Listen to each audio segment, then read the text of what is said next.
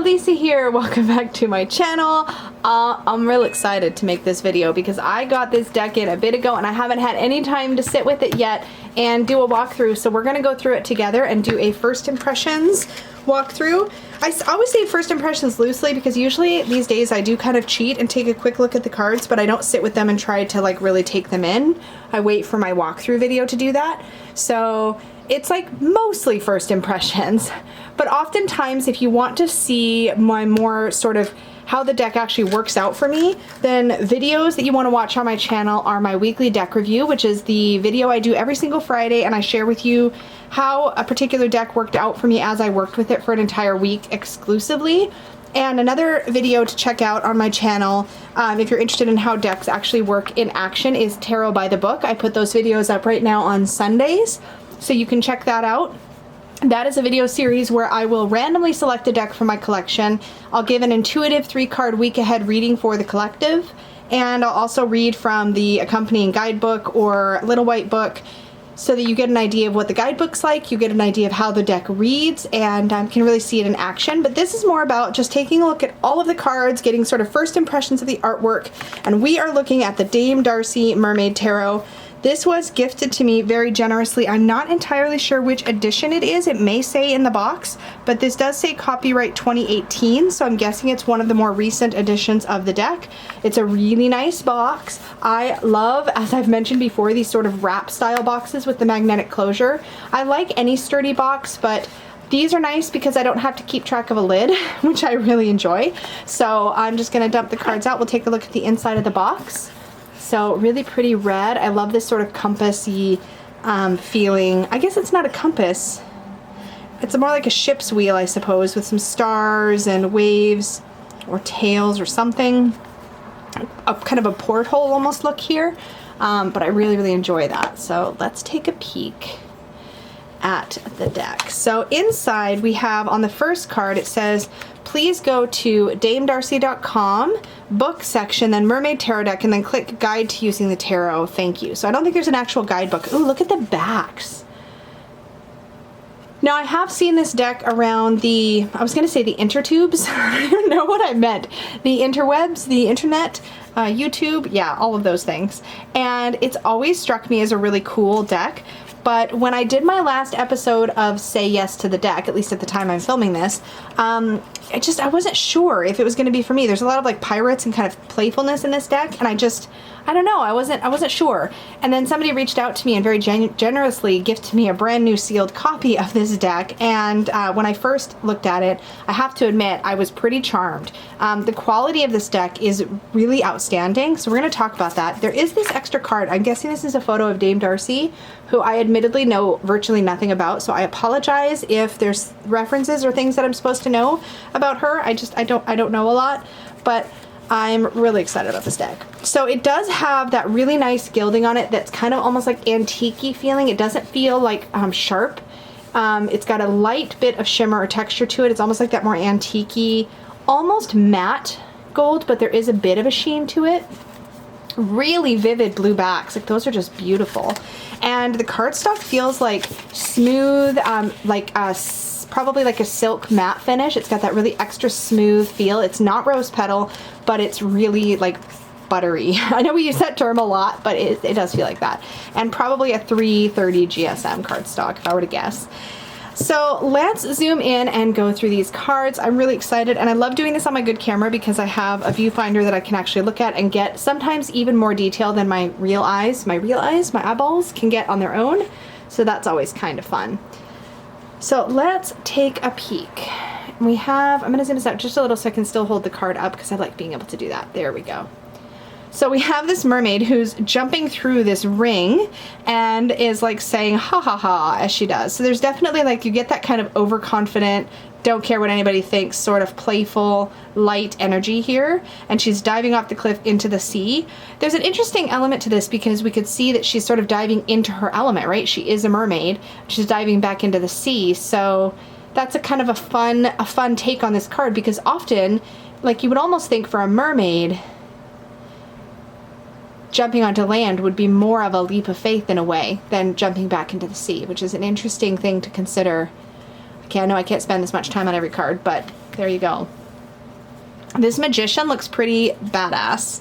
So lots of swagger here. We have this sort of confidence. We have, it looks like an eye. I'm just gonna bring that in a little closer. Yeah, it looks like an eye over top of the, or in the crown here, which is really interesting. It does make sense because the magician in a lot of ways is really the ego, and I could see the reference there. We have all of the tools necessary. I like how the title of the card is sort of built into the artwork, and I love the sort of crashing waves behind him, and we definitely get this feeling that he's sort of leaping up out of the waves and like almost riding a wave. So there's a lot of swagger and power here.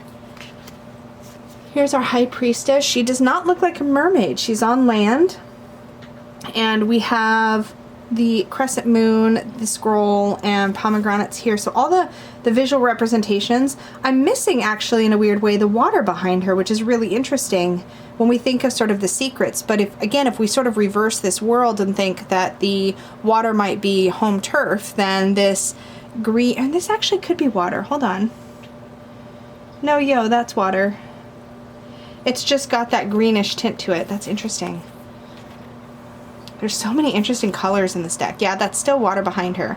And it's interesting too because I feel like almost like this is her headpiece, but I almost feel like it could be also the moon in the sky behind her because we do get this idea of night. That's why the water was a different tint. That's interesting.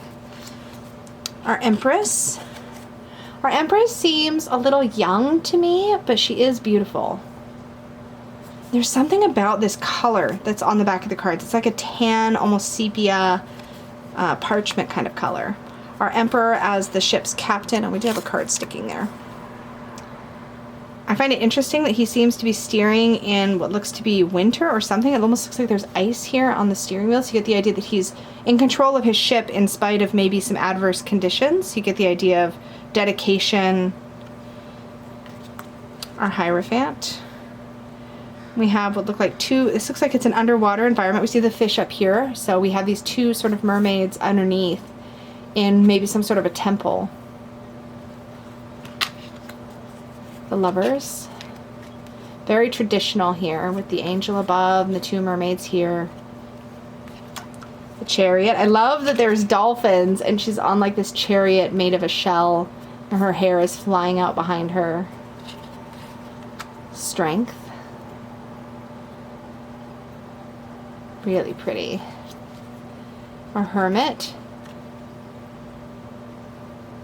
Far away from the sea, or up high at least away from the sea. Looks like there's a hint of a cave here. The Wheel of Fortune. Again, very traditional. Justice. This is an interesting deck to me because it feels like it sort of merges this more old world feel with tradition, with traditional Rider-Waite-Smith.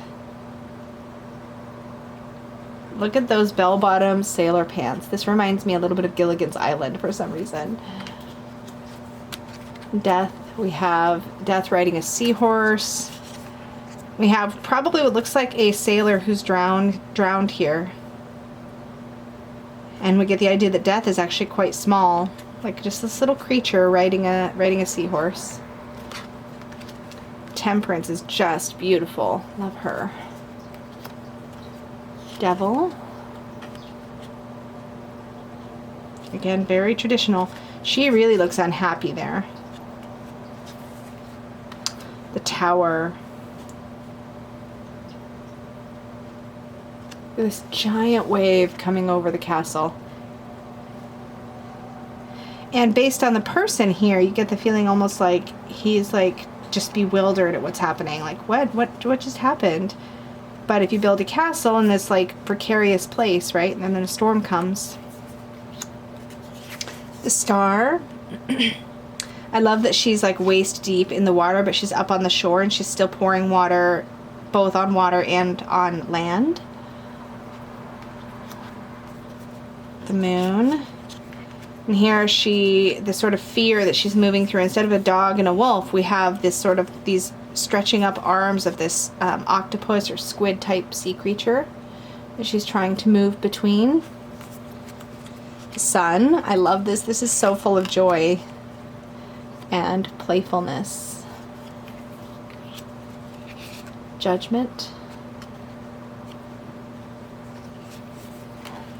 This World card is so beautiful. I love all the purples and the pinks. But again, very traditional. I don't think this would be difficult to read with at all.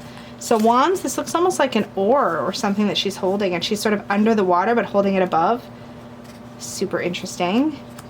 Here we have our sort of captain, like military sort of person here, looking at the world, like almost like what can he conquer? Lots of possibility there for sure. So far, very Rider-Waite-Smith clone, I would say, but very much in this mermaid world, which I love. Waiting for his ship. We have the milestone of the Four of Wands, and here we have a mermaid and a human. There's a little nod to the Little Mermaid in my head there, especially with that flowing red hair. And again, the wands look like they're sort of oars of some kind, or paddles. Yeah. Here's our Five of Wands and the competition that's happening here. I hope them girls aren't fighting over a man. Here we have our Six of Wands and success. Very Rider-Waite-Smith. This would be so easy to read with if you're familiar with Rider-Waite-Smith. Her eyes are like pretty crazed here in the Seven of Wands. You almost get the imagery or the meaning here of over defending, definitely overcompensating. Perhaps maybe she's not in the right there. Fast moving, Eight of Wands. Nine of Wands, holding the fort. Ten of Wands. Oh, you can really see the expression on her face, what she's dealing with there. The Page of Wands. Love all the wonder and the acorns here. Our Knight of Wands. Is he flamboyant? Yeah, I would say he's flamboyant. Just like I like him. I like that the horse's mane is made of fire, so is sort of the cap here, with a feather in the cap. Wow, our Queen of Wands is spot on. Look at that body, girl. She is like ready to go. I don't know what I think about this King of Wands. Like, I love this picture. It's very emotive and powerful. You definitely get the idea that he's a dreamer and a visionary, but he seems so young, right? But you could also look at this as almost like a black and white photo of somebody's even grandfather, right? Like a picture from when they were a sailor. So you can kind of look at it through that lens. Swords are these tridents. Oh, that's fun. The Two of Swords. Yeah, very Rider-Waite-Smith. So there's not really, like, it's not necessarily going wholly its own way, but the art just is really fun to look at. Three of Swords. Interesting that we have these two sets of tears, or eyes, that are crying here. The Four of Swords. You get this idea, I don't like it when they stick together like that when they're new. Four of Swords. You get this idea of rest, but also there's some concern that they may be resting for too long. Just with all these like water weeds sort of growing around him. Five of Swords. Yeah, this person looks like they just did a bad deed there.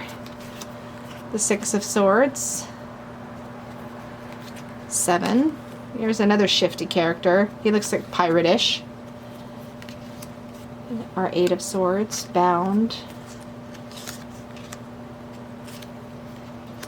Oh. I mean, the artwork is really exquisite, I have to say. It's really beautiful. It takes me back to sort of old comic books. Ten of Swords. Oops. Whoa. Page of Swords. Our Knight. Riding a shark. Very appropriate. Our Queen. She looks like she could be, have had some conversations with the King of Wands. It's a very similar art style. I like that they're showing the Queen with some emotion here. She looks very composed, but she's still got her feelings, and I think that's important. King of Swords. Again, I get this feeling almost of like them being too young, but almost as if you're looking at photos of them, which I think is really interesting. Ace of Cups. Cups is my favorite suit. I love the shells as cups. The Two of Cups. The Three of Cups. I love it when in the Three of Cups we see figures that all look very different from one another. Four of Cups. She's giving that extra cup a little side eye. She's thinking about it. Five of Cups. Interesting that she's on land here. You kind of have to think about the story that might go along with that. All the Rider-Waite-Smith symbolism is definitely here. Like, there's no question. Six of Cups. Seven of Cups, again, very traditional. Even here, very traditional Eight of Cups. I like this tree up here. Sort of speaks to the loneliness of that Eight of Cups moment when you're really deciding to walk away from something you've put so much energy into. The Nine of Cups. Not my favorite Nine of Cups ever, but it is very beautifully done. You do get that idea of contentment here for sure. Love the Ten of Cups. Charming, pretty, idyllic, just like a Ten of Cups should be. Page of Cups. This is interesting because this sort of speaks to the distractible energy of the page. He's sort of looking at the wonder of, look, my little fish is jumping, but behind him there's been an entire whale that just breached and he missed it. So that's interesting to play with.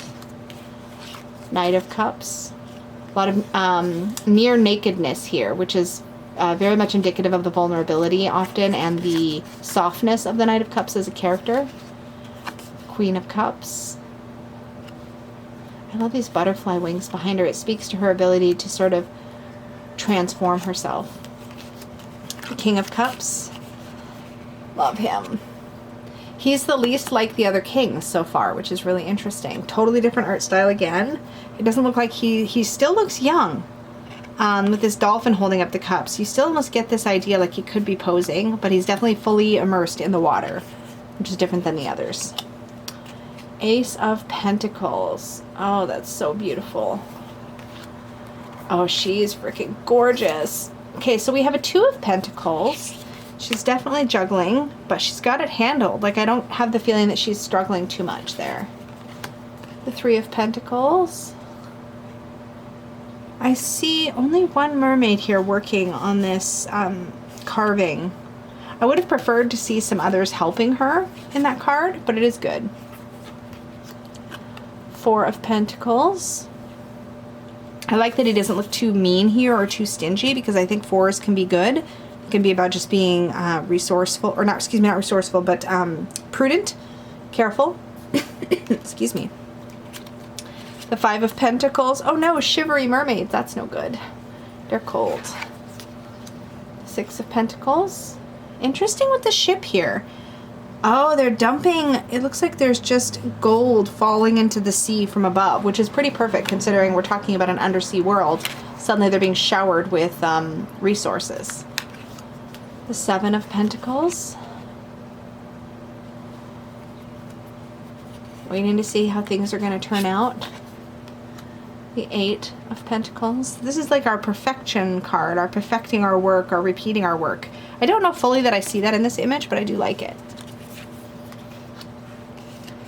The Nine of Pentacles. Enjoying all of the things that she's collected. I think that's pretty apt. The Ten of Pentacles. I think it's interesting that I've seen the images very easily. We do have the Kabbalah Tree of Life in the shape of the Pentacles, which I do look for in the 10. I think it's interesting that the titles, the way that they're built into the artwork, it's like I see them, but I don't. I just recognize them as part of the artwork, if that makes sense. I love that. It gives this a deck like an expansive, kind of borderless, funky art feel. I really like that. Our Page of Pentacles here, holding on to his coin. Our Knight of Pentacles. I like that he's wearing like a very beefy, or riding a very beefy, like looking seahorse. One that looks like it's going to be very steady and stable. Our Queen of Pentacles. Interesting that she's holding the trident, which we saw the trident in the swords. She has her pentacle here over her heart, though. So you do get that sense of being very focused on the material, the tangible, very grounded, but that trident kind of throws me off just a little bit. And then our King of Pentacles. He's my favorite king so far. He's got like a kingly age about him, a kingly stature. It looks like I'm looking at him in the present as opposed to, say, a photo of him in his glory days, so to speak. I really like him. He's my favorite king. So let's zoom out. We'll give this a shuffle and we'll just draw a card and take a quick look at just one. There's no guidebook to refer to, so I'm not going to worry too much about that, but I do want to see how the shuffles. Haven't shuffled it yet. Oh, it's a little bit stiff. So that's probably a testament to the thicker cardstock. It does have some give, but it is definitely a little bit on the stiffer side. But I'm getting a nice good mix there for the most part, so that's nice. Bridge is good. We'll do one more shuffle because I can't help myself. and a little hand over hand. They do clump a little bit because they are that like sort of silk matte, so they're not slippery, and they do have a tendency to cling just a bit, but not so bad for the hand over hand. And let's just take a look at one card randomly. What did we get? The 8 of Cups. I have to say, something that really stands out to me about this deck are these like really soft, like, I don't know how to describe it. The colors are very, very vivid and bold and saturated. I don't know what the right word is for it. Somebody actually told me in the comments of one video what the right words are. It looks very, like it's colored, the colors are coming through exactly as the artist intended. There's a softness to them, even though I feel like that's a true red, but it comes through sort of softer somehow. And I don't know if that's a I don't know how that happens, but it's got this soft kind of aged feeling to it. This feels like you could tell yourself like that you found this deck among somebody's possessions. It's got that older feel to it. Just looking at that aesthetically, it just looks really, really beautiful laid out, right? Oh, so gorgeous. I love working with mermaid energy. I really enjoy that. So I know I'm going to have fun playing with this deck for sure. Super grateful to have been sent this as a gift. I thought that was amazing.